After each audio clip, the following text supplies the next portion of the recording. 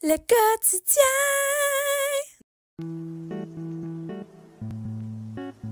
Ariane ne pourra pas se réveiller le matin car son cellulaire qui lui sert de réveil matin contient 15% de cuivre, 15% de verre, 4% de cobalt ou du lithium, 3% de métaux ferreux et 2% de nickel, qui sont les minéraux qu'on peut retrouver au Québec.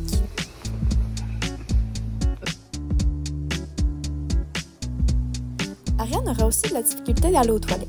En effet, la toilette est composée d'émail, une matière fondante composée de différents minéraux, soit la silice, du kaolin et des oxydes métalliques.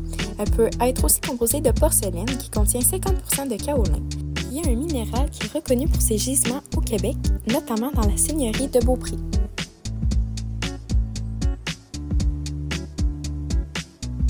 Sans minéraux, elle n'aura pas de café, car en effet, le circuit électrique de la machine à café contient de l'argent, du cuivre et de l'or, qui sont des métaux avec une grande conductibilité électrique afin de permettre le bon fonctionnement de la machine.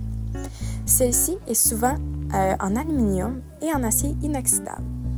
Elle ne pourra pas non plus brasser son café avec une cuillère car celle-ci est composée de minerais de fer qu'on peut trouver à la mine au lac Bloom au Québec.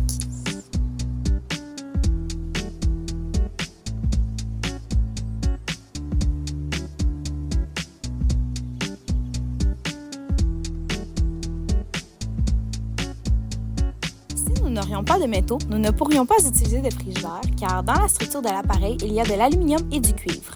Il y a aussi un circuit de réfrigération qui est composé de métaux ferreux comme de l'acier, de l'inox qui sont présents dans la structure.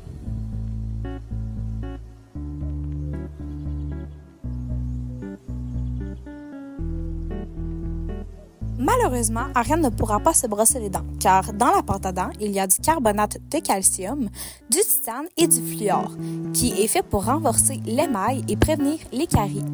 Comparé à Ariane, Catherine pourra se mettre du mascara, car pour donner la pigmentation du mascara, celui-ci doit contenir de l'oxyde de fer.